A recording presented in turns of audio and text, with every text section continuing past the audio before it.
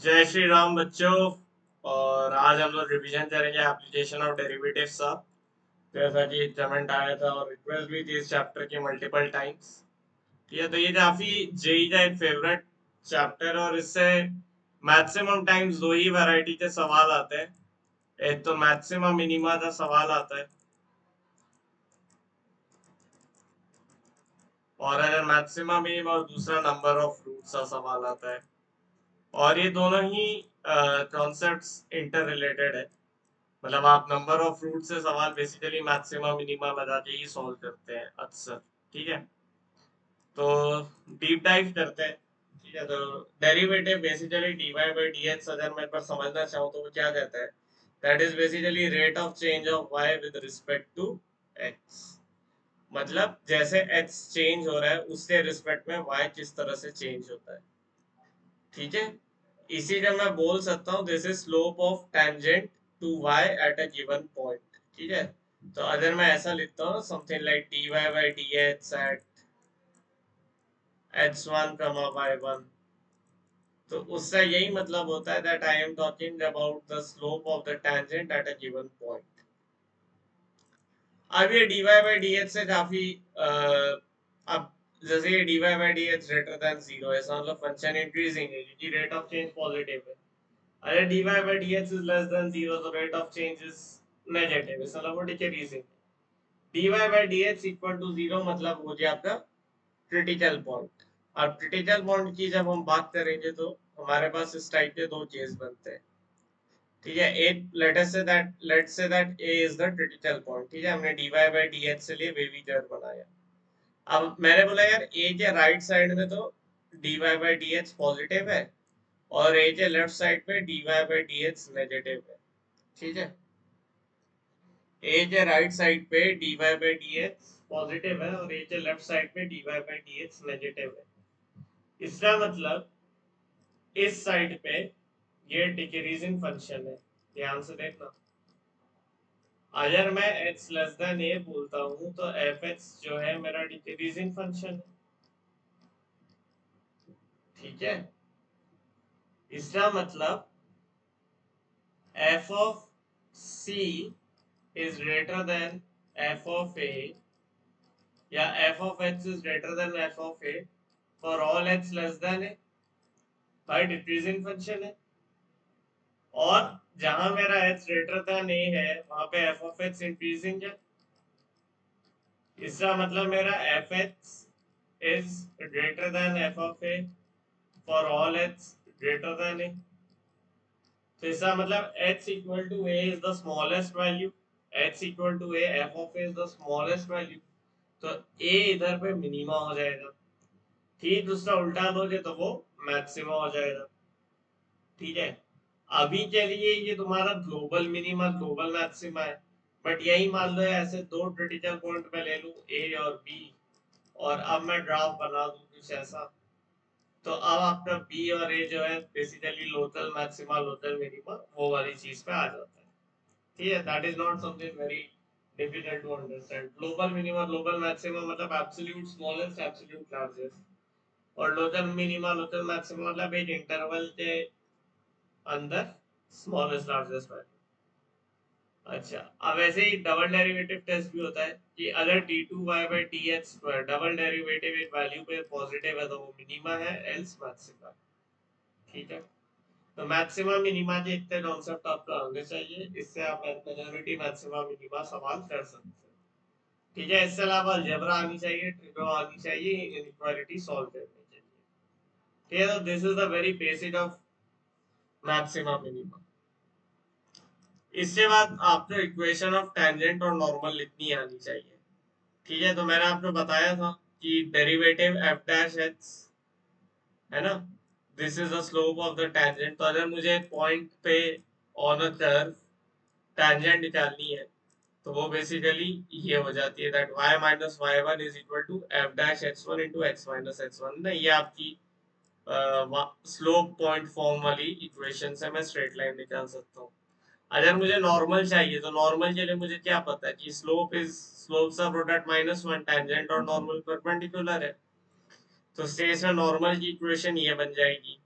ठीक है, और नॉर्मल क्या एक बड़ा अच्छा एप्लीकेशन है कि shortest distance between two curves is along the normal. ठीक है, तो यहाँ पे मैंने एक एग्जांपल भी छोटा सा ले लिया है, जैसे मान लो एक सर्कल है और एक पैराबोला है, और मुझे पैराबोला और सर्कल के around the shortest distance find करना है ना, वो पॉइंट्स जो क्लोजेस्ट है, तो वो बेसिकली उस लाइन के अराउंड होंगे जो इन दोनों का कॉमन नॉर्मल हो। ठीक है, तो आप ये फिगर देख सकते हो, आपको पता है कि सर्कल में जो नॉर्मल होती है दैट इज द रेडियस, तो आप कोऑर्डिनेट ज्योमेट्री लगा के आई थिंक ये पॉइंट्स फाइंड आउट कर सकते हो कि ये रेडियस इक्वेशन निकाल लो, और या आप इन दो है ना, आप रेडियस इक्वेशन फाइंड आउट कर सकते हो। ठीक है, अगर सर्कल और पैराबोला दोनों है तो, है ना, तो नॉर्मल की इक्वेशन जैसे अपन कोऑर्डिनेट ज्योमेट्री में निकालते हैं उस तरह से आप निकाल के ये सॉल्व कर सकते हैं ना। तो ये हमेशा याद रखना that shortest distance between two curves is along the common normal. यहाँ पे एओडी में एक काफी इम्पोर्टेंट कॉन्सेप्ट होता है जो हालांकि अब तक मेंस एडवांस में नहीं पूछा गया है ना, रिपीटेड रूट्स का कॉन्सेप्ट होता है मल्टीप्लिसिटी वाला, कि basically number of times a root repeat, जैसे मान लो x square minus 2x plus 1 है, इसमें मैं बेसिकली x माइनस 1 का होल स्क्वायर लिख सकता हूँ, अगर मैं इसे 0 से इक्वेट करूंगा तो बेसिकली 1 जो है वो सिंगल रूट है, नहीं अपन ने पढ़ा है ना थ्योरी ऑफ इक्वेशंस कि nth डिग्री इक्वेशन के एग्जैक्टली n रूट्स होते हैं, रियल या कॉम्प्लेक्स। अब इससे बेसिकली x इक्वल टू 1 एक ऐसा रूट है जो 2 टाइम्स रिपीट होता है, तो मल्टीप्लिसिटी 2 है। तो थ्योरम ये कहती है कि अगर fx इक्वल टू 0 का एक रूट अल्फा है जिसकी मल्टीप्लिसिटी m है, तो f of alpha, f dash alpha and so on till f m derivative, मतलब m टाइम्स डिफरेंशिएट करोगे और अल्फा डालोगे तो वैल्यू 0 आएगी। ठीक है, ये काफी इंपॉर्टेंट थ्योरम, और इसको अगर प्रूफ करना है तो तुम इसका ऐसे लिख लो, fx बराबर x माइनस अल्फा की पावर m, जिस रूट की मल्टीप्लिसिटी m है, इनटू बाकी जो भी पॉलिनोमियल बनेगा g ऑफ x। अब तुम इसके m डेरिवेटिव्स लोगे तो हर m डेरिवेटिव में x माइनस अल्फा रहेगा। ठीक है, सिवाय लास्ट है ना m प्लस 1 डेरिवेटिव जब लेने जाओगे तो m प्लस 1 डेरिवेटिव में ये पूरा गायब हो जाएगा। अगर तुम f m प्लस 1 x देखोगे ना, तब ये बनेगा तुम्हारा पूरा m factorial x minus alpha गायब हो जाए g ऑफ x। ठीक है, प्लस बाकी तुम्हारा m minus one factorial x minus alpha की power m minus one g m g of m x, ऐसा रहेगा। ठीक है, तो ये तुम इसका ऐसे प्रूव कर सकते हो। ठीक है, this is a very good trick you can use, है ना, जब आपको इस टाइप का प्रॉब्लम है ना, मैं आपको दिखाऊंगा एक प्रॉब्लम में लाया हूँ रिपीटेड रूट्स पे। ठीक है, but this is a very very very important property, और इसको आप मार्क करके रखो, क्या पता एडवांस में आ जाए। अभी तक तो नहीं आया है, एक बार भी एडवांस में रिपीटेड रूट्स नहीं आया है। बाकी आपका एक नंबर ऑफ रूट्स वाला कॉन्सेप्ट होता है, तो नंबर ऑफ रूट सॉल्व करने के लिए देखो आपके पास सबसे पहले आपको कुछ चीजें पता होनी चाहिए। ठीक है, जिससे आप कंक्लूड कर सको एटलीस्ट वन। पहला होता है कि अगर f of x1 into F of x2 is less than 0, तो x1 और x2 के बीच में एक ऐसा नंबर होगा such that f of c equal to 0। ऐसा क्यों? क्योंकि x1 और x2 के बीच में जब तुम इसका ग्राफ बनाओगे, है ना, मतलब x1 पे पॉजिटिव है और x2 पे नेगेटिव है, तो ऐसे कट करेगा, या x1 पे नेगेटिव है x2 पे पॉजिटिव है, तो again it might cut somewhere. तो हमेशा एक रूट x1 x2 के बीच में आएगा अगर f of x1 into f of x2 is less than 0। ठीक है, अगर f of x1 और f of x2 0 है तो x1 और x2 के बीच में c आएगा सच that f dash c is 0। और बेसिकली इसको आप क्या बोलते हो, अगर मैं सही हूँ तो इसको आप रोल्स थ्योरम बोलते हो। यहाँ पे आपके पास रोल्स थ्योरम है, और यहाँ पे आपके पास LMVT है, लाग्रांजेस मीन वैल्यू थ्योरम। और अगर मैं LMVT की बात करूँ तो LMVT क्या देता है कि between a comma b there would be a c such that f dash c equal to f of b minus f of a upon b minus a। तो इसलिए ही आप इसी के थ्रू LMVT से ये आप रोल्स थ्योरम निकाल सकते हो कि अगर f of b और f of a इक्वल हो जाए तो f dash c बेसिकली 0 हो जाता है। ठीक है, एंड इसी तरह से आई थिंक LMVT का ये आई थिंक एक्सटेंशन होता है कि f dash c by g dash c का आप लिख सकते हो f of b minus f of a upon g of b minus g of ए।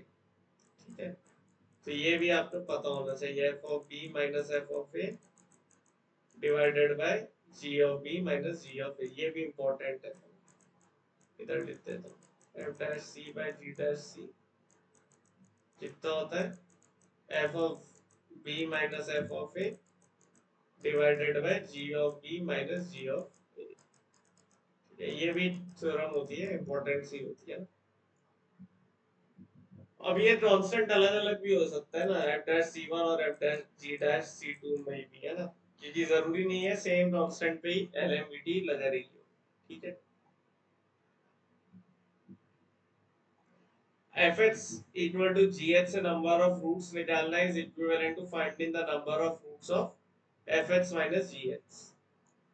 फिर आपको पता होना चाहिए every odd degree polynomial has at least one real root. ये बड़ी इंपॉर्टेंट प्रॉपर्टी है, बहुत पढ़ लगेगी। हर ऑड डिग्री पॉलिनोमियल है एटलीस्ट एक रियल रूट होगा ही होगा। ठीक है,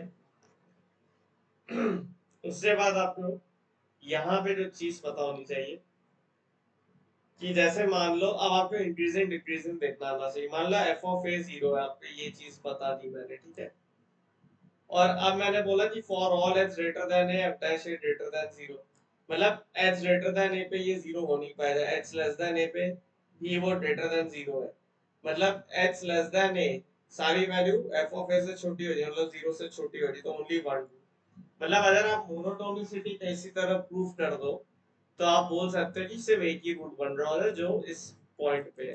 ठीक है, तो नंबर ऑफ रूट्स में हमें इस तरह से सोचना रहता है, तो ये सारी चीजें अगर हम लगाते जाए तो नंबर ऑफ रूट के सवाल हो जाते हैं। ठीक है, तो ये हो गया फिर एओडी का थ्योरी चिट्टा, जितना मेंस लेवल पे जरूरत है। अभी जेई मेन स्पेसिफिक रिवीजन चल रहा है, हालांकि मैंने आपको एडवांस लेवल में अभी थ्योरी बता दी है।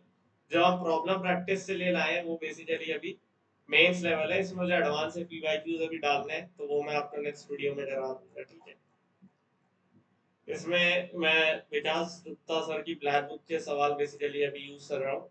इसका मैं पार्ट टू लाऊंगा जो थोड़ा सा एडवांस वर्जन होगा, जिसमें मैं समीर बंसल और आपका समीर बंसल यूज करूंगा और आपको मैं एक्सपीरियंस दूंगा एडवांस से पीवाईक्यू सा। ठीक है, अब सवाल करते हैं ना, सवाल करोगे तो समझ आएगा। पहला क्वेश्चन है a comma b is a point of this where normal to the curve makes equal intercept with x axis, makes the equal intercept with the axis, then find the value of a plus b। तो ये तो easy question ही है। आप y की जगह क्या लिख सकते हो, 1/3 h to the power of 3/2 लिख सकते हो। अब आपको क्या करना है, a कॉमा b एक ऐसा पॉइंट निकालना है नॉर्मल पे where normal makes equal intercept with the x axis, तो a plus b की वैल्यू क्या होगी। तो अगर मुझे टेंजेंट निकालना है तो मुझे dy by dx चाहिए रहेगा, वो कितना आएगा 1/2 h to the power of 1/2। तो बेटा नॉर्मल कितना आएगा, नॉर्मल के लिए स्लोप कितनी आएगी, नॉर्मल की स्लोप आएगी -2 times h to the power of -1/2, right. तो स्लोप ऑफ नॉर्मल आ गई। अगर मेरे पास स्लोप ऑफ नॉर्मल आ गई है तो अब मैं इक्वेशन ऑफ नॉर्मल लिख देता हूँ टेरम अभी। तो y माइनस बी बराबर -2 a to the power of -1/2 x minus a।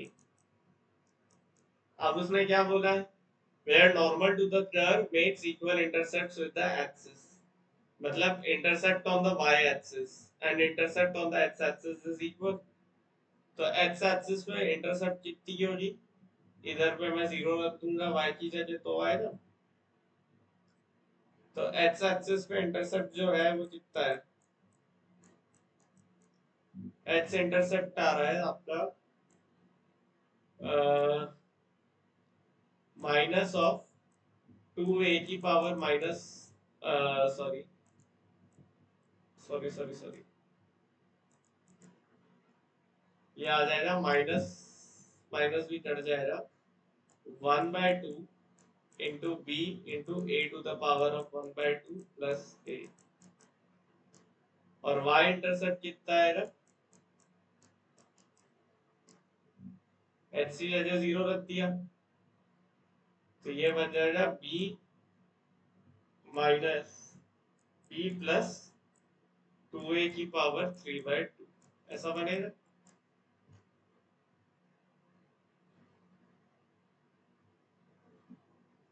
जब मैंने एक्स इंटरसेप्ट निकाला तो मैंने इसको इधर भेज दिया, ठीक है। अब एक्स इंटरसेप्ट और वाई इंटरसेप्ट इक्वल कर दो, तो वहां से आपके पास एडिशन बन जाएगी, ठीक है। एक्स और वाई इंटरसेप्ट इक्वल कर दो, तो मेरे पास बनेगा 2a की पावर 3/2 प्लस b, ये बनेगा a plus b a to the power of 1/2/2। तो यहाँ से मुझे a to the power after t ले लूं, ठीक है।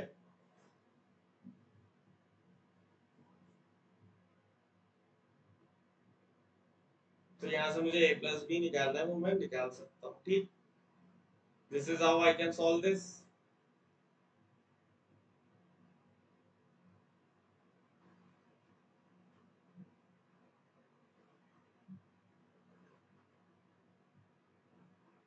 ठीक है, अब आप यहाँ से इसको ट्राई करना, मुझे बताना आंसर आ रहा है या नहीं आ रहा है, ठीक है। तो आई थिंक आपको क्लियर हो जाएगा कि कैसे इस टाइप का सवाल अपन अटेम्प्ट करते हैं। नेक्स्ट क्वेश्चन क्या दे रहा है भाई, number of integral values of a for which f of x is monotonic for all x belonging to real। तो अगर मैं f dash x देखता हूँ तो क्या बन जाता है, 3x square plus 2 times a plus 2x plus 3a। अब तुम देख सकते हो कि यहाँ पे ये पॉजिटिव है, इसका मतलब f dash x will be हमेशा लेस देन 0, तभी मोनोटोनिसिटी पॉसिबल है, राइट। ये आपको क्वाड्रेटिक इक्वेशंस आना चाहिए इसके लिए। बेसिकली अगर आपको पता हो ax square plus bx plus c, अगर a ग्रेटर देन 0 हो और d लेस देन 0 हो तो f of x is basically always positive, ठीक है। तो आप इसे हमेशा पॉजिटिव रख सकते हो, ठीक है। ये होता है ना a ग्रेटर देन 0 और d लेस देन 0 होना चाहिए, so f x हमेशा पॉजिटिव आएगा। उसके लिए आपको डिस्क्रिमिनेंट लेस देन 0 करना होगा। डिस्क्रिमिनेंट लेस देन 0 कर दो तो 4 टाइम्स a प्लस 2 का whole square minus 4 into 9a, this should be less than 0। तो आपको ये सॉल्व करना है, a प्लस 2 का whole square minus 9a less than 0, ये आप सॉल्व कर देना। देख लेना कितनी इंटीजर वैल्यूज बन रही है इस इक्वेशन के लिए, ठीक है। कर सकते हो ये वाला सॉल्व, a प्लस 2 का whole square minus 9a less than 0, ये तुम्हारा a स्क्वायर बनेगा minus 5a plus 4 less than 0। अब तुम्हें नंबर ऑफ इंटीजर निकालने पड़ेंगे,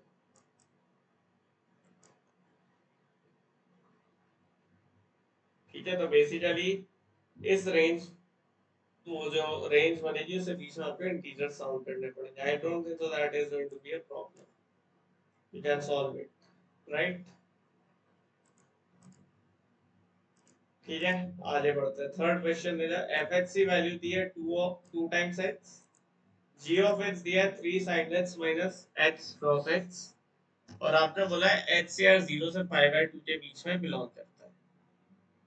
तो मैं अगर f x minus g h की वैल्यू निकालूं, है ना, क्योंकि उसने मेरे से f x minus g h से बारे में ही कुछ पूछा है। F x less than g h, f x greater than g h, तो f x minus g h से साइन से सब आ जाएगा। तो ये बन जाएगा 2x प्लस x cross x minus 3 sine x, और एक्स किस डोमेन में है, 0 से π/2। इस डोमेन की खासियत देखोगे तो एक्स और क्रॉस एक्स हमेशा पॉजिटिव ही है मेनली, है ना। तो यहां से अगर मैं एक्स कॉमन ले लूं तो ये 2 plus cross x -3 sin x ऐसा बनना चाहिए। ठीक है, अब ये चीज पॉजिटिव है या नेगेटिव है ये आपको चेक करनी है, राइट। तो इससे लेटर से मैंने एच ऑफ एक्स बोल दिया, मेरी तो रेंज तो पता ही है यार। एक बार मैं एच ऑफ जीरो देखता हूँ। एच ऑफ जीरो की वैल्यू क्या बन रही है बेटे, जीरो बन रही है। और H of pi by two की वैल्यू क्या बन रही है, पाई -3 बन रही है, विच इज पॉजिटिव। अब एक बार एच डैश एच देख लो भाई, मेरे को एच ऑफ जीरो और H of pi by two पता है, तो मुझे एच डैश एच एक बार देखना पड़ेगा। ठीक है, एच डैश एच कितना आ रहा है, 2 plus cross x minus x sine x. ठीक है, -3 टाइम्स क्रॉस एक्स। तो एच डैश एच आपका आ रहा है 2 -2 cross x minus x times sine x. ठीक है,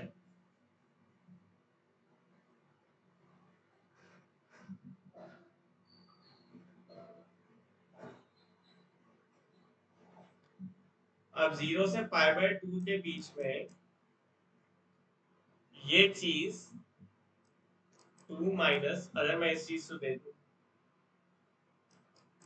2 cross x plus x sine x, मेरे को एक चीज पता है कि ये जो पूरी चीज है ये इंक्रीज करेगी। ये 0 से, जैसे वो क्रॉस एक्स है ना, मुझे यहाँ पे कुछ चीजें पता है। जैसे क्रॉस एक्स जो है वो 0 से पाई बाय 4 में इंक्रीज करेगा, और फिर सॉरी 0 से पाई बाय 4 में डिक्रीज करेगा, फिर इंक्रीज करेगा, राइट।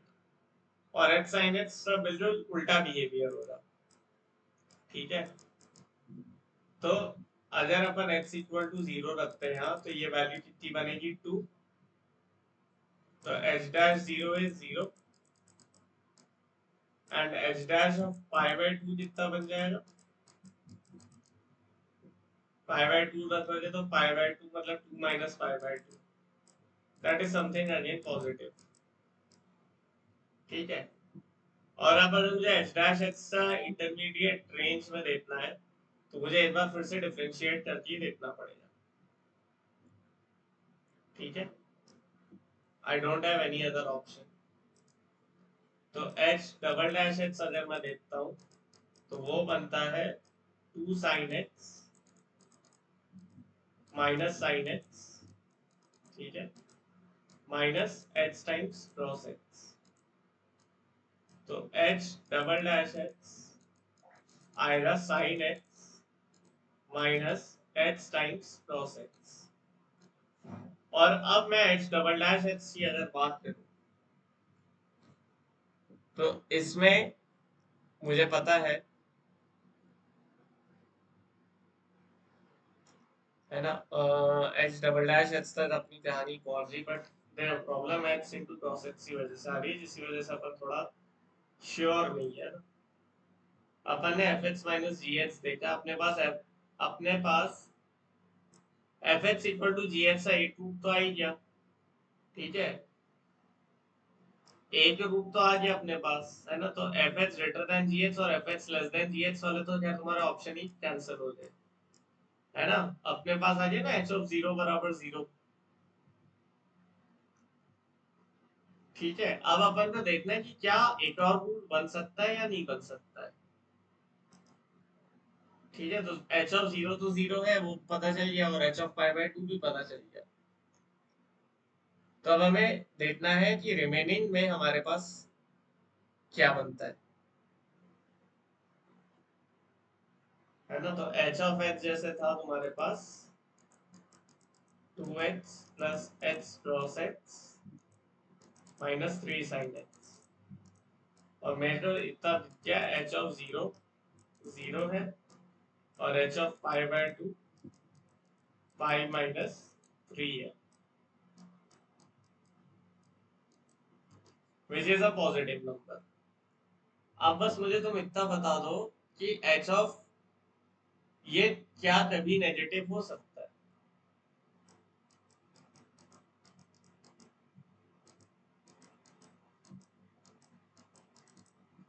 क्या एच ऑफ एच सभी नेगेटिव हो सकता है फॉर एच ग्रेटर देन 0? मुझे ये देखना है। ठीक है, तो ये देखने के लिए मुझे बेसिकली क्या देखना होगा? अगर मैं 3 sin x की बात करूं तो इसकी मैक्सिमम वैल्यू 3 ही हो सकती है। ठीक है, इसकी मैक्सिमम वैल्यू 3 बनेगी। ठीक है,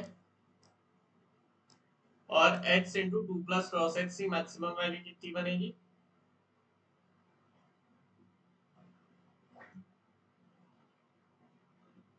x into two plus cross x की मैक्सिमम वैल्यू कब आएगी?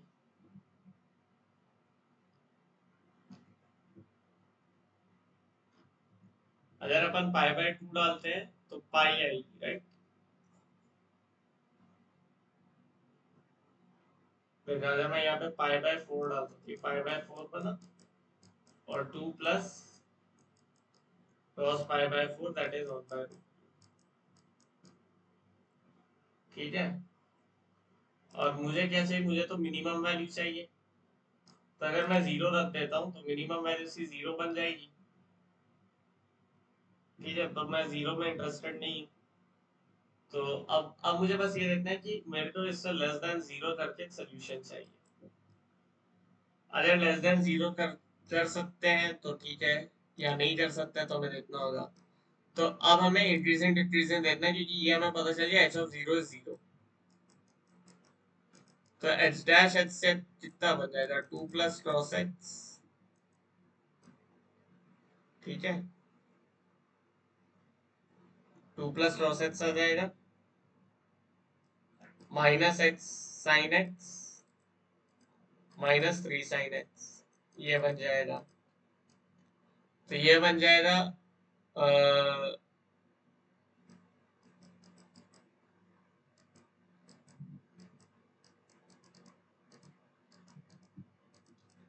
हाँ, अब चीजें क्लियर है। तो ये 2 है, क्रॉस एक्स है, minus sine x into x plus 3। तो this thing will be less then, ठीक है, इस चीज से मैं बोल सकता हूँ ये लेस देन होगी साइन के मिनिमम वैल्यू से, 0 से पाई बाय 2 में। This thing will be less than 2 plus cos x, and 2 plus cos x will be less than 2, and this thing will be surely greater than, sorry, this thing will be greater than, देखो ये जितना कम होगा ना उतनी value C बड़ी होगी, और ये जितना बड़ा होगा उतनी h dash h c value छोटी होगी, समझ रहे हो? जब मैं a माइनस बी कंपेयर करता हूँ तो b बढ़ने से a माइनस बी कम होता है। तो अगर मैंने ये बोल दिया कि b इज लेस देन 5, तो मैं बोल सकता हूँ that a minus b will be greater than a minus 5। ठीक है, तो इसकी मैक्सिमम वैल्यू मुझे पता है। साइन एक्स की जगह अगर मैं पाई बाय 2 रखूँ तो this would be greater then 2 plus cross x minus 3, that is this is greater then cross x minus 1। ठीक है, एंड क्रॉस एक्स माइनस 1 तो आराम से आपका नेगेटिव हो सकता है, क्योंकि ये आपका x plus 1 is greater then x. ठीक है, इसको मैं लेस देन किससे कर सकता हूँ? H dash x would be less then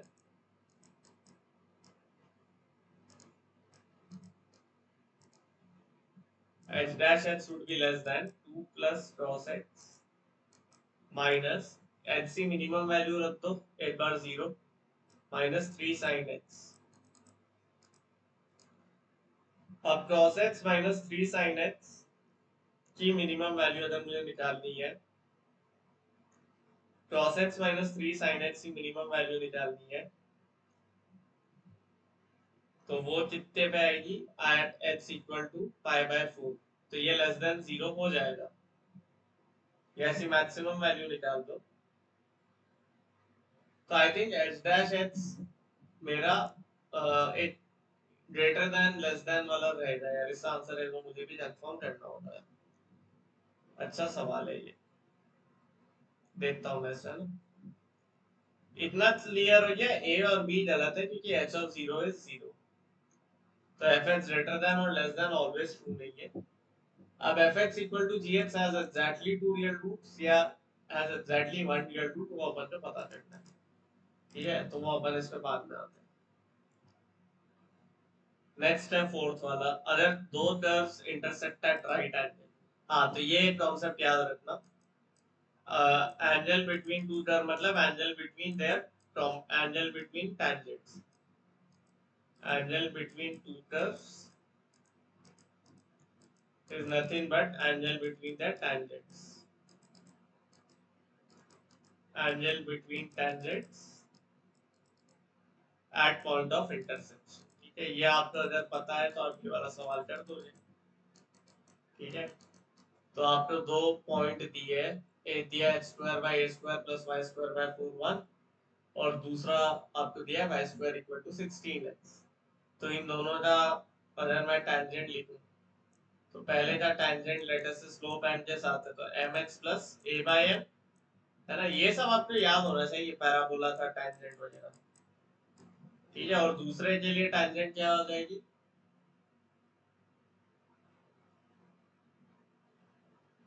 दूसरे की टेंजेंट अगर अपन देखें तो वो कितनी बनेगी,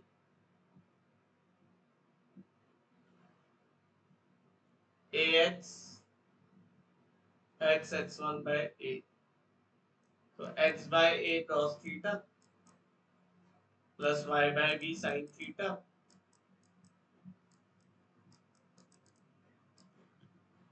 ठीक है, इक्वल टू 1।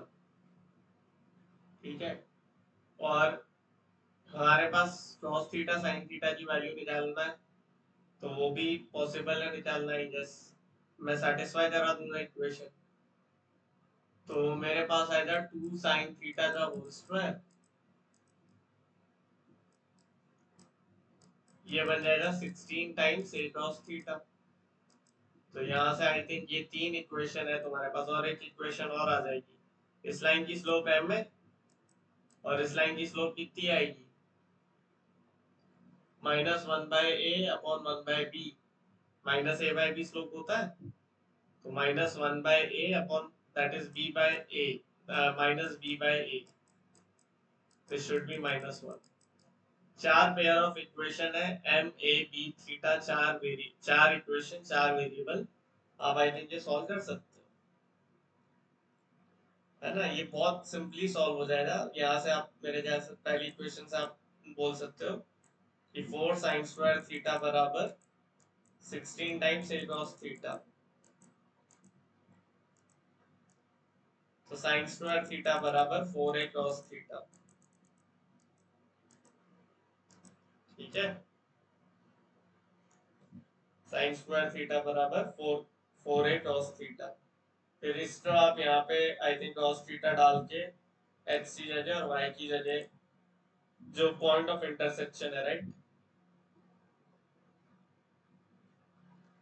तो उस तरह से आप इसको सॉल्व कर देना। ठीक है, पॉइंट ऑफ इंटरसेक्शन यहाँ सेटिस्फाई होगा। ठीक है, तो इक्वेशन सॉल्विंग आई गेस आप ये इजीली कर सकते हो, बट मेन पॉइंट इधर यही था कि एंगल बिटवीन टू कर्व्स बराबर angle between tangents at point of intersection. ये आता है तो ये सवाल हो जाएगा।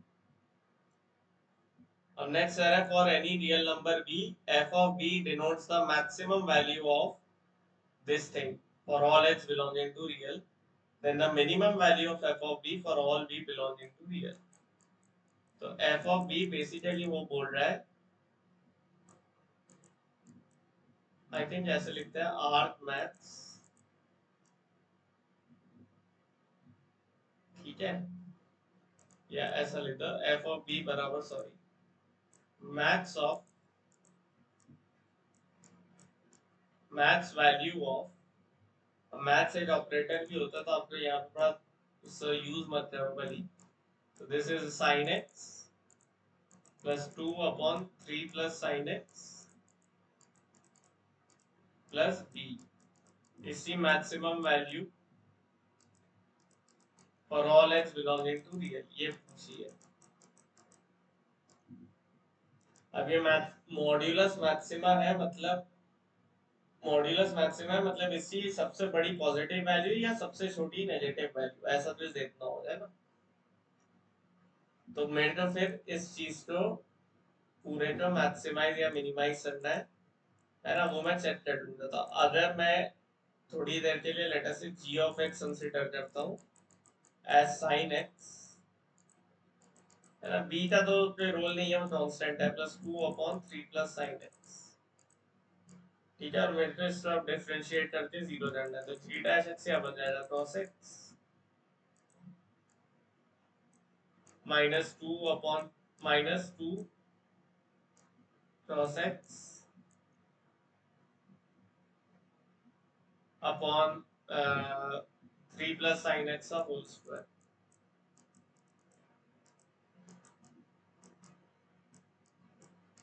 इक्वल टू 0, ठीक है। तो यहाँ से cos एक्स कॉमन आ जाएगा और अंदर बचेगा 1 -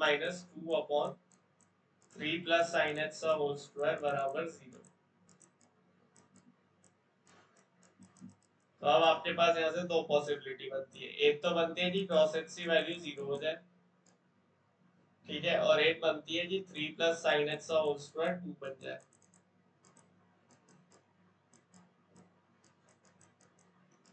तो मतलब आप बोलते हैं कि साइन एक्स की वैल्यू √2 - 3 हो जाए, ये तो आपके पास पॉसिबिलिटी है। अगर cos एक्स की वैल्यू 0 होती है तो साइन एक्स की वैल्यू 1 होगी, तो इसका मतलब ये बन जाएगा मॉड ऑफ बी प्लस 1/2, ठीक है। मैं तो मैक्सिमाइज कर रहा हूँ, ठीक है। साइन एक्स 1 हो जाए तो मॉड ऑफ बी प्लस 1/2, और minimum value of f of b और बी रियल पे है तो वो 1/2 हो जाएगी, राइट। लेकिन अभी मुझे ये चेक करना है कि साइन एक्स इक्वल टू √2 - 3 अगर मैं रखता हूँ तो क्या, तो मेरे पास इतनी वैल्यू बनती है, क्या उससे मैक्सिमम हो जाए या cos x इक्वल टू 0 से। तो साइन एक्स की जगह √2 - 3 रख दो, तो ये बन जाएगा √2 - 3 प्लस 2/√2 प्लस बी। तो अब ये वैल्यू कितनी बनती है, 2√2 प्लस 3 प्लस बी। तो अब आप मुझे एक बात बताओ, 2√2 - 3 बड़ा है या हाफ बड़ा है। मानते हो, एक बार 2√2 तो 4 से छोटा है, तो 2√2 - 3 बड़ा या हाफ बड़ा। तो इन दोनों का सब्ट्रैक्ट कर लो, 2√2 - 5/2, ठीक है। तो ये बन जाएगा तुम्हारा 4√2 - 5/2। तो 4√2 बड़ा है या 5 बड़ा है, ये बताओ। आई थिंक 5 बड़ा होता है, ठीक है, 5 बड़ा होता है, मतलब 1/2 2√2 - 3 से बड़ा हो जाएगा, ठीक है। तो इसका मतलब मॉड ऑफ बी प्लस 1/2 से आपको जब क्रॉस एक्स 0 होगा उससे आपको मैक्सिमम मिलेगा, ठीक है। तो यहाँ पे मैंने ये नहीं किया कि मैं एक बार और डिफरेंशिएट कर देता हूँ, क्यों करूँ, बैंड बच जाएगी। मैंने cos x इक्वल टू 0 और sin x इक्वल टू, अच्छा वो तो खैर चलो पॉसिबल ही नहीं, पॉसिबल तो था 2 - √3 विल बी 0 से 1 के बीच में। तो मैंने दोनों के लिए पॉसिबिलिटीज चेक कर ली और मैंने ये देख लिया कि एफ ऑफ बी किसके लिए वो आ रहा था, आंसर उस हिसाब से अपना इसका मॉड ऑफ 1/2 बन जाएगा, ठीक है। तो इस टाइप के क्वेश्चन आते हैं जेई में, जहां आपको ये डिसीजन लेना होता है मैक्सिमम मिनिमम में कि मैं क्या डिफरेंशिएट करूं या मैं यहाँ पे स्मार्ट मूव करूं, ठीक है। अब ये देते हैं x⁵ - 5 qx + 4r is divisible by x - c का whole square, then which of the following must hold true for all q r c belonging to real। तो अगर x - c का होल स्क्वायर से डिविजिबल है, मतलब x - c का whole square factor है sir, तो आप ऐसे लिख सकते हो x⁵ - 5 qx + 4r बराबर x - c का whole square into g of x.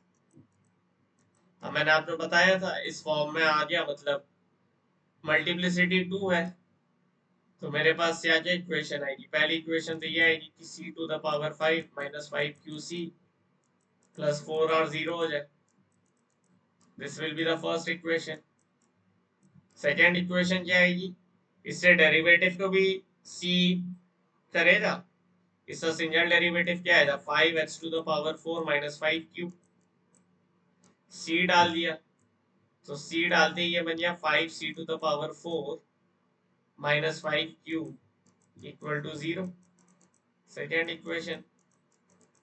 और थर्ड इक्वेशन मैंने क्या बोली थी, इससे डबल डेरिवेटिव को भी सेटिस्फाई करेगा। तो डबल डेरिवेटिव क्या आया,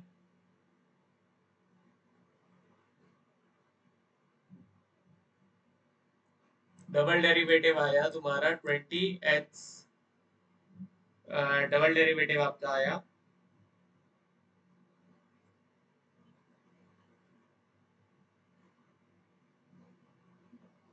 एक minute, f n minus one derivative तक चलेगा। ठीक ठीक ठीक, इधर पे ध्यान रखना इस चीज से। ये m माइनस वन डेरिवेटिव तक जाएगा। ऐसा क्यों, क्योंकि अगर मैं एच स्क्वायर लेता हूँ तो इसका सिंगल डेरिवेटिव ही एग्जिस्ट करता है, सेकेंड डेरिवेटिव तो कांस्टेंट हो जाएगा। तो m माइनस वन डेरिवेटिव तक जा रहा है ना, तो बस दो इक्वेशन आएगी, है ना। दो इक्वेशन क्यों, इसमें पावर 5 से मत जाना, इसी मल्टीप्लिसिटी 2 है, तो मैं सिर्फ दो, एक डेरिवेटिव और एक तो वो खुद, इस तरह से जा सकता हूँ। ठीक है, तो मेरे पास आ रहा है q की वैल्यू c to the power of 4। ठीक है, तो c to the power of 5 मेरा q टाइम्स c हो जाएगा, अगर मैं बोथ साइड c से मल्टीप्लाई कर दूं। ठीक है, तो अगर मैं c से यहाँ डाल दूं तो q c minus 5 QC plus 4R बराबर 0। मतलब R की वैल्यू q टाइम्स c है और R की वैल्यू q टाइम्स c है, और c to the power 4 q था, तो R का मैं लिख सकता हूँ q into q to the power of 1/4। तो R बराबर q to the power of 5/4, तो इसका मतलब R की पावर 4 बराबर q की पावर 5। ऑप्शन सी इसका करेक्ट आंसर हो जाएगा। ठीक है, तो ये भी आप ध्यान में रखना है ना, this will B m minus one derivative तक, है ना, ये आप थोड़ा ध्यान रखना। यहाँ पे एफ एम अल्फा नहीं, F of m minus one alpha आएगा।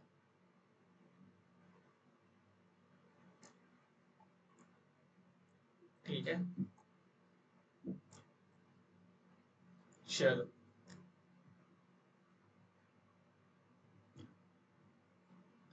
अब क्या करना है, नेक्स्ट सवाल देखते हैं। ये आ जाते हैं नंबर ऑफ रूट्स वाला सवाल।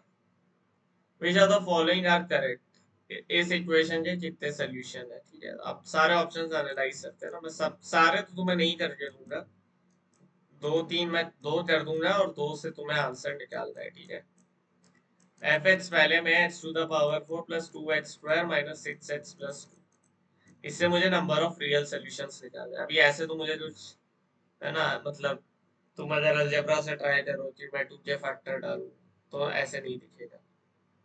मैंने बोला एफ डैश एक्स सी एक बार बात कर लेते हैं।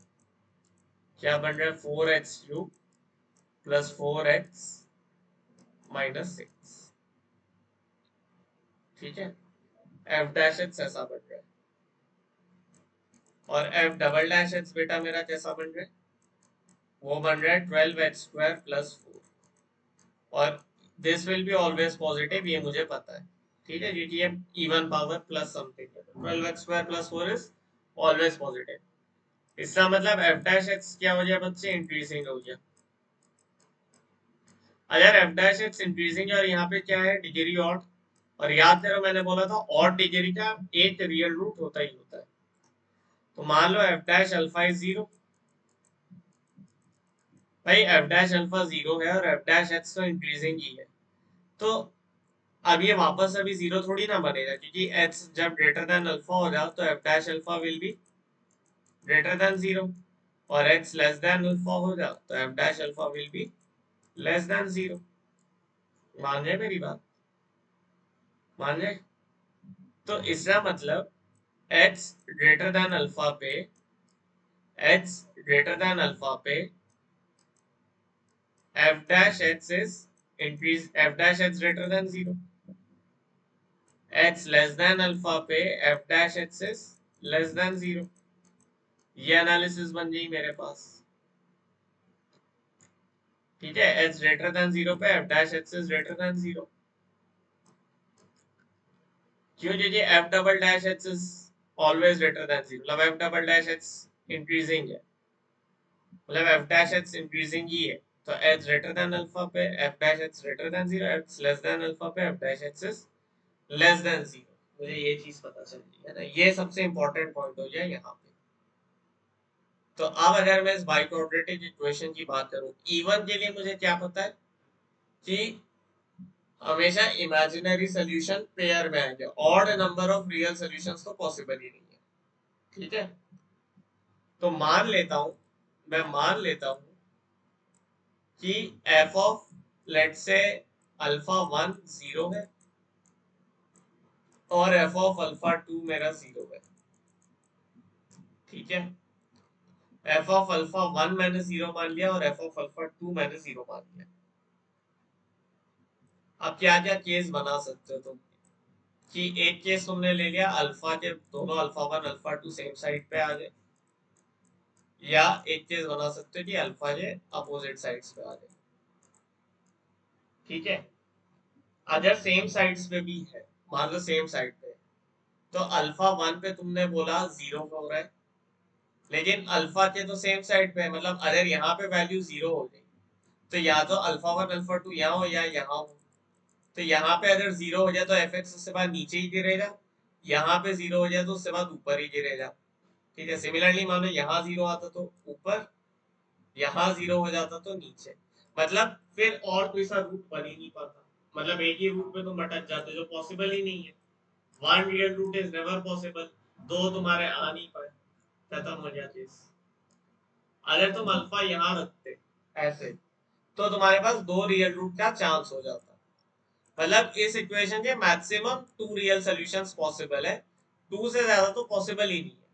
तो has exactly four real solutions, ये स्टेटमेंट ही रॉन्ग होती है। ठीक है, इस मेथडोलॉजी को जरा समझ लेना, है ना, इस मेथडोलॉजी को जरा समझ लेना, मैंने किस तरह से एनालिसिस करा।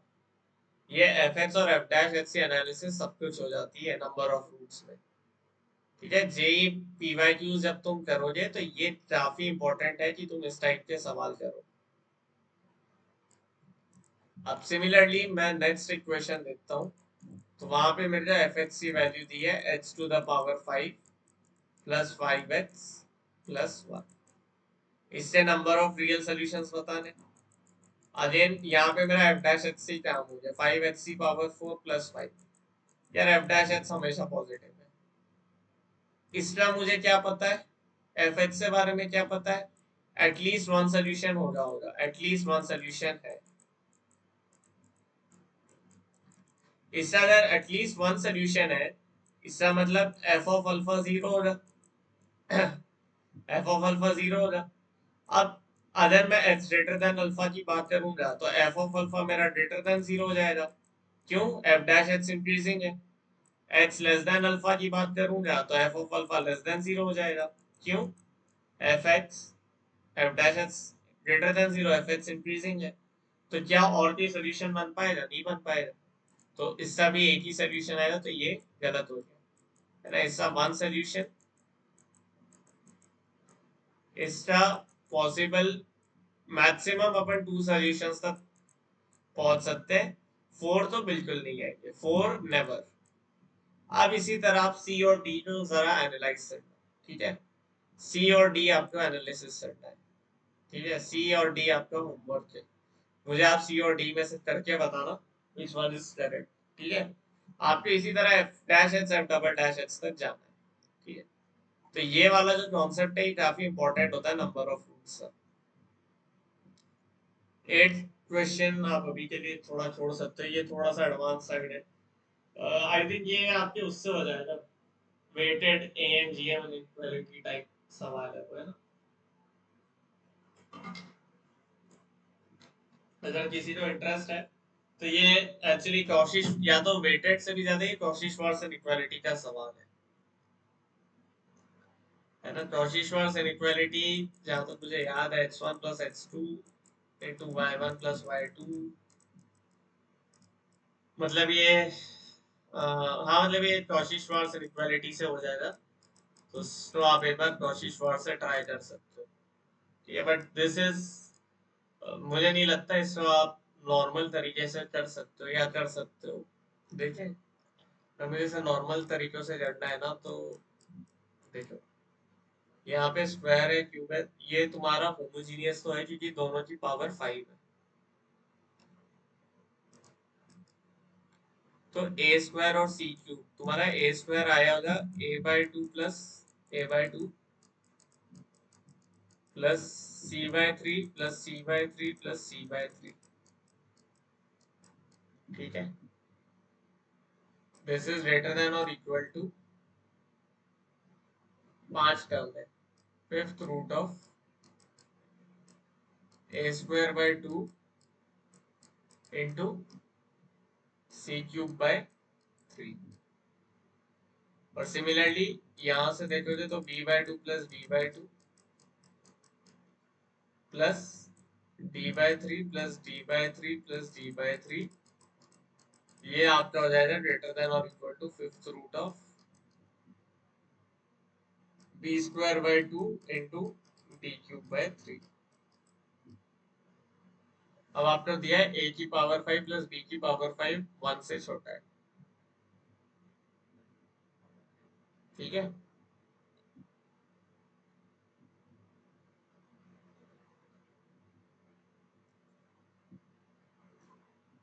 अच्छा, a की पावर 5 प्लस b की पावर 5 दिया है, c की पावर 5 प्लस d की पावर 5 दिया है, और a square c cube plus b square d cube आपसे पूछा है।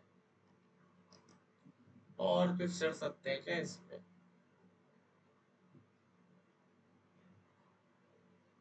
अगर पावर 5 से छोटा अपन यहाँ पे,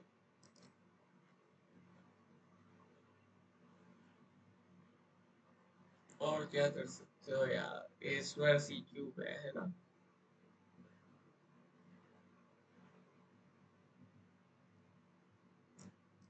एक तो मेरे मन में ऐसा कुछ आ रहा है, plus b square d cube, right. This will be less than और इक्वल टू मैक्सिमम वैल्यू पूछिए ना।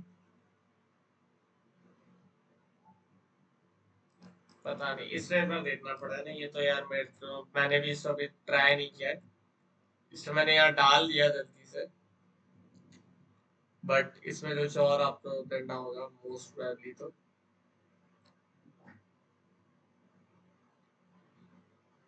हम्म तो या तो आप इससे मैक्सिमम वैल्यू अगर बोल रहे हो,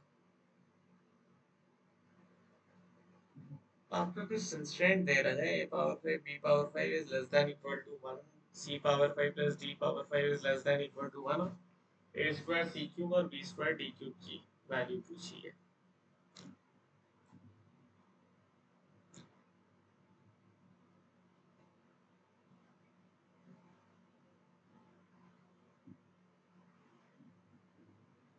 इसमें रूट मीन इनइक्वालिटी भी कुछ होता है ना शायद, पावर इनइक्वालिटी, मतलब ये इनइक्वालिटी सा सवाल है, सिर्फ अभी के लिए आप छोड़ दो, ये एडवांस इस अपन नेक्स्ट वीडियो में लेते हैं ना। अब यहाँ से जो है मैंने थोड़े मेन से पीवाई क्यूज दिए हैं, है ना, जो मुझे अच्छे लगे थे। जैसे ये वाला एक काफी इंपॉर्टेंट सवाल होता है फंक्शनल इक्वेशंस के हिसाब से ना। इसमें आपको अगर पता है कि हम एच की जगह 1/h से एक बार डाल देंगे तो हमारे पास कुछ इक्वेशन आ जाएगी, ठीक है। ये लेट से मेरी पहली इक्वेशन है जो गिवन थी, और एच की जगह 1/h डाल दिया, एच की जगह,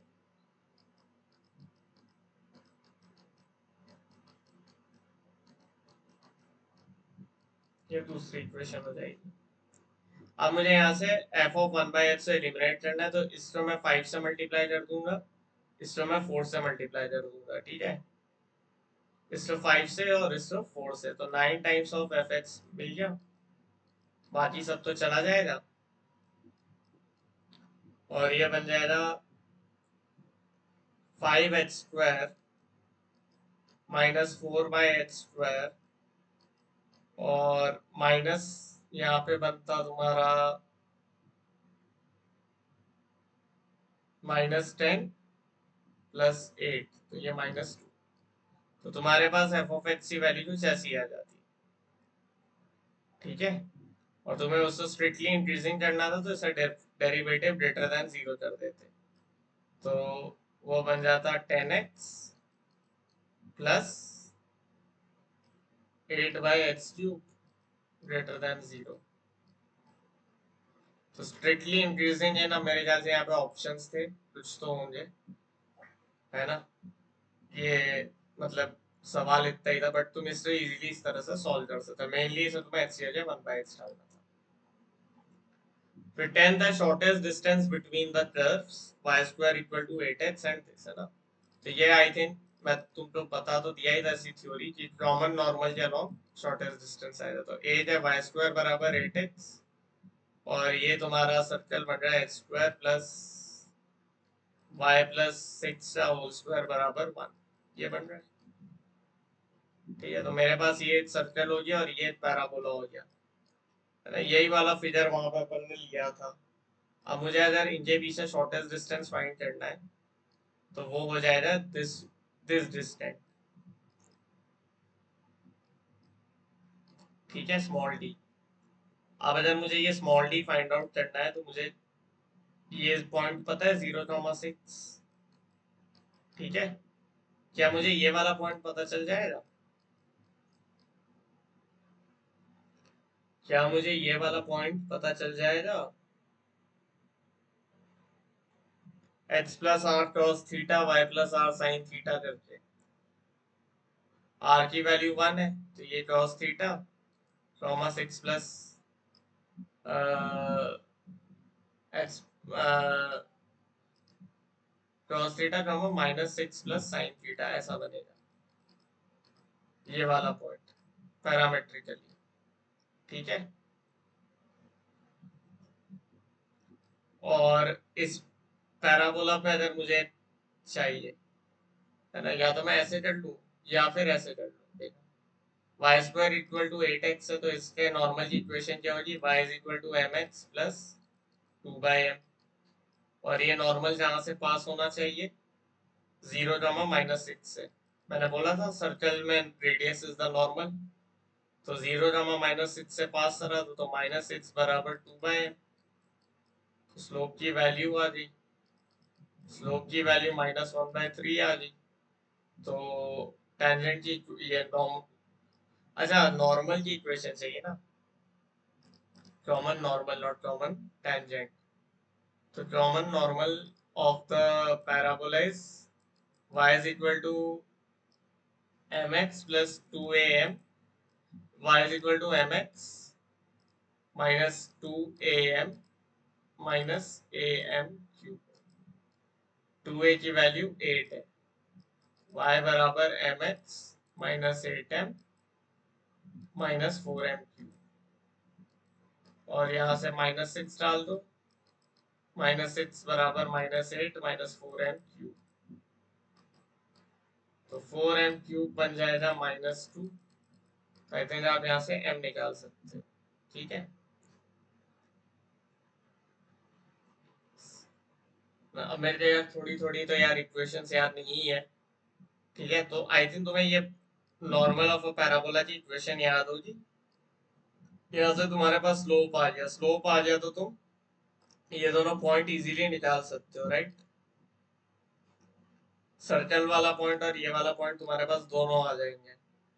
ठीक है, जैसे ही तुम्हारे पास ये दोनों, अब इस पॉइंट को निकालने के लिए कोई ये मत करना कि तुम वो लगा रहे हो सेटिस्फाई करा के। लेट से तुम्हारे पास नॉर्मल की इक्वेशन आ गई y = mx + c, तो तुम यहाँ से ये वाला पॉइंट तो इजीली निकाल सकते हो ना, tan थीटा जो m करके और डिस्टेंस फ्रॉम द सेंटर और थीटा एंगल पे पैरामेट्रिक फॉर्म का यूज करके, है ना। तो कोऑर्डिनेट ज्योमेट्री यहाँ पे थोड़ा यूज करना, देखना अपना तुम्हें कितना याद है। ठीक है, मैं भी यार, है ना, एग्जैक्ट सॉल्व तो नहीं करूंगा इस वाले को, इसमें मैं होमवर्क दे देता हूँ। बट आई होप तुम्हें याद हुआ है ना। एग्जैक्ट सॉल्व में 11th वाला तुम्हें कर देता हूँ चलो। तो 11th में भी वही सेम कर्व। आई थिंक बस ये है कि एक पैराबोला नहीं है, मतलब चलो सवाल तो पढ़ लो पहले। अब ये काफी अच्छा सवाल है और इससे तो मैं खुद भी एडवांस लेवल मानता हूँ। अभी एडवांस में भी इस टाइप का सवाल है, थोड़ा और एडवांस में बड़ा चढ़ा के आएगा ना। तो तुमको यहाँ मैक्सिमम और मिनिमम, मतलब मैक्सिमम मिनिमम निकालना। तुम अगर f dash h equal to zero करके करने जाए तो तुम मारे जाओगे, है ना। काफी बड़ा सा बड़ा चौड़ा बनता जाएगा। चाहो तो एक बार ट्राई कर लो, एफ डैश एच अगर निकालते हो इसका तो ये बन जाएगा 2 टाइम्स दिस, फिर दिस, है ना। वो चलता जाएगा, उससे अपनी लिमिट नहीं है और वो एक अच्छी इक्वेशन नहीं आएगी। तो इसको थोड़ा तुम ध्यान से अगर ऑब्जर्व करो तो सबसे पहले तुम्हारे पास ये a square plus b square type में दिया हुआ है, ठीक है। अब इसकी अगर तुम बोलो कि यार ए स्क्वायर प्लस बी स्क्वायर तो जीरो होता है, तो वो तब होता अगर एच तो मैं 7 रखूं और एच तो 7 में अगर इधर रखूं तो दोनों ये तो जीरो बन गया। इधर 7 रखा तो कितना बनेगा, 56 माइनस 49 माइनस 12 माइनस 2। तो 49 प्लस 12 कितना होता है, 61 है। तो ये तो पॉसिबल 7 पे तो ये डिफाइन ही नहीं है, ठीक है। तो वो भी नहीं हुआ, ए स्क्वायर प्लस बी स्क्वायर से भी नहीं हुआ। अब थोड़ा सा और देखो तो तुम्हें दिखेगा कि यहाँ पे कुछ x2 माइनस x1 इसका स्क्वायर है और यहाँ पे भी कुछ दो डिफरेंसेस का स्क्वायर है। ये होता है डिस्टेंस फॉर्मूला में, ठीक है। ये होता है डिस्टेंस फॉर्मूला में। मतलब क्या मैं ऐसा बोल सकता हूँ कि मेरे पास एक पॉइंट है 7,4। अब ध्यान से देखना, अगर मैं एक पॉइंट लू 7,4 और एक पॉइंट लू x root of 8x minus x square minus 12, तो जो गिवन एक्सप्रेशन थी वो थी इन दोनों की डिस्टेंस। ये जो भी एक्सप्रेशन था इसमें जी ऑफ एक्स है तो g of x was nothing but a b, ये डिस्टेंस ए बी, ठीक है। तो अगर मैं b को देखूं तो b बेसिकली क्या कहता है कि y बराबर है root of 8x minus x square minus 12। तो अगर मैं इसको सॉल्व करूं तो ये मेरे पास क्या बनता है, x square plus y square minus 8x plus 12 equal to 0। तो ये मेरे पास शायद एक सर्कल बन जाएगा, x माइनस 4 का whole square plus y square बराबर 4। ये सर्कल में रिड्यूस हो गया, है ना। ये इतनी इतनी चीजें तो मैं तुम्हें नहीं बताऊंगा यार, इतना तुम्हें आना चाहिए। तो ये मेरा ये सर्कल हो गया, ठीक है। दिस इज x माइनस 4 का whole square plus y square बराबर 4। तो अगर मैं इस सर्कल को यहाँ पे ऐसे ले लेता हूँ, सेंटर इज 4,0 और मुझे इसका डिस्टेंस लेना था किससे, 7,4 से, 7,4 से। और अब मुझे क्या करना है, मुझे ये डिस्टेंस को, इस डिस्टेंस इधर पे जो ये वाला पॉइंट होगा, अगर अब तुमने कोऑर्डिनेट थोड़ी बहुत पढ़ी है अच्छे से, तो ये वाला जो है ये तुम्हारा मिनिमम डिस्टेंस हो जाता है। वो पैराबोला वाले फिगर में भी मैंने ये बनाया था कॉन्फ़िगरेशन, है ना। ये डी जो था ये मिनिमम डिस्टेंस था और ये कैपिटल डी जो था ये स्मॉल, ये यहाँ से यहाँ तक, है ना। तो डी बराबर डी माइनस 2r, है ना। ये r नहीं होगा, ये 2r होगा। तो ये वही वाला कॉन्फ़िगरेशन बन रहा है, ले देखे, है ना। बस यार पैराबोला की कमी है। तो largest distance will be the one which is at diametrically opposite point, let's say यहाँ पे, और ये b, और लेट्स से ये पॉइंट है c। तो स्मॉल d बराबर मेरा ac होगा और कैपिटल D मेरा bc होगा। और मुझे फिर D square minus D square की वैल्यू निकालनी है, ठीक है। ये मुझे पता करना है। अब मुझे एक चीज तो दिख ही रही है कि कैपिटल डी माइनस डी की वैल्यू 2r होगी ज्योमेट्री से, और रेडियस की वैल्यू कितनी है 2 है, तो डी माइनस डी तो 4 हो गया, नो डाउट। बचा क्या निकालना, डी प्लस डी। ठीक है, डी प्लस डी निकालना है, मतलब और कोई चारा नहीं है, सॉल्व करना पड़ेगा। ठीक है, तो सॉल्व कैसे करेंगे अपन, अगर मैं 4, 0 और 7, 4 को ज्वाइन करूं,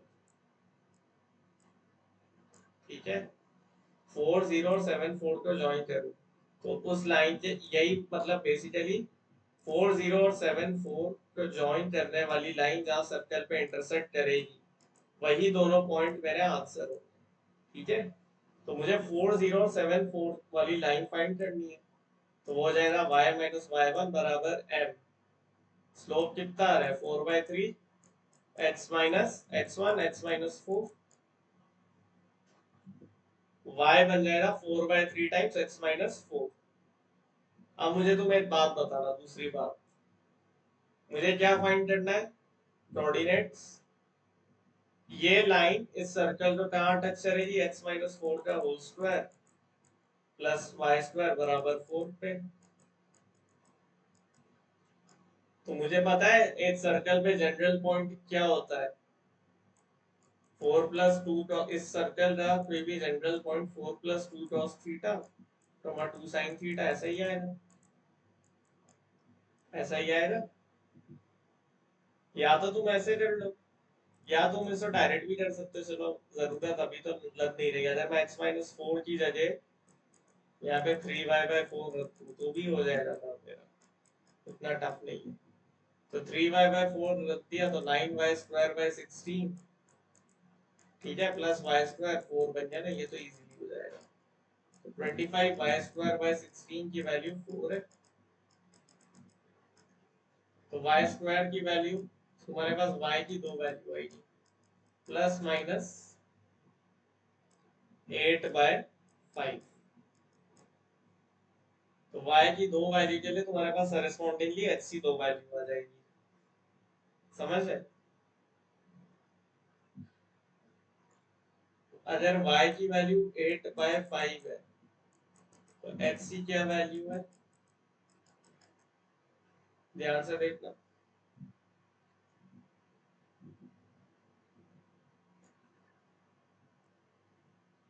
3/4 टाइम्स 8/5 प्लस 4, तो ये बन जाएगा 6/5 प्लस 4, 26/5।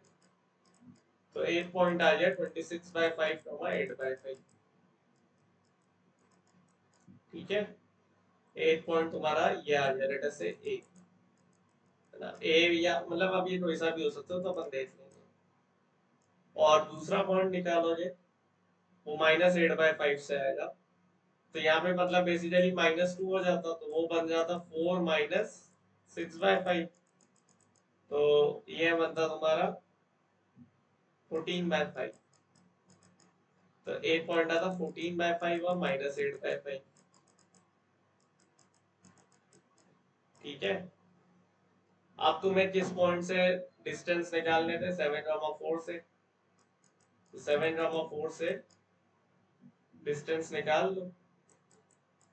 एक वैल्यू बनेगी, स्क्वायर्स लेने थे याद रखना, एक वैल्यू बनेगी 7 माइनस 26/5 का होल स्क्वायर प्लस 4 माइनस 8/5 का होल स्क्वायर, और एक वैल्यू बनेगी 7 माइनस 14/5 का होल स्क्वायर प्लस 4 प्लस 8/5 का होल स्क्वायर। ठीक है, और इन दोनों को तुम्हें सब्ट्रैक्ट करना है, इन दोनों में से बड़ी वैल्यू कौन सी आएगी मुझे ये बताओ। तो इसी भी बड़ी वैल्यू है, तुम डिफरेंस से एब्सोल्यूट वैल्यू ले लो। तो एक तरफ है ना, एक साइड से डिफरेंस लो, मैं बोलता हूँ इस साइड से ले लिया, तो 26 स्क्वायर माइनस, है ना। अब तुमको ये कैलकुलेशन तो करनी पड़ेगी, देखो ये तो जी मतलब पेन है ना, तुम्हें इन स्क्वायर से डिफरेंस लेना होगा, और तो वो एब्सोल्यूट वैल्यू बन जाएगा दिस माइनस दिस। तो अब मैं a² माइनस b² लगा सकता हूँ, ठीक है, एक तरफ बनेगा 7 माइनस 14/5 का होल स्क्वायर माइनस 7 माइनस 26/5 का होल स्क्वायर,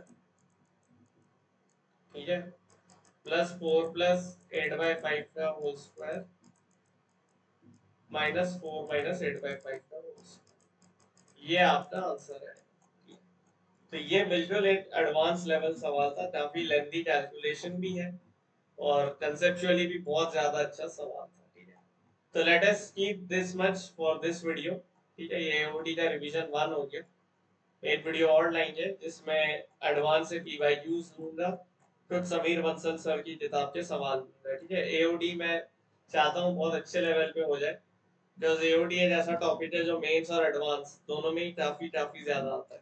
ठीक है, तो यहीं तक रखते हैं इस वीडियो को, मिलते हैं अब आपसे अगले लेक्चर में। तब तक के लिए जय श्री राम, जय मां शारदे, पढ़ते रहो, ऑल द वेरी बेस्ट।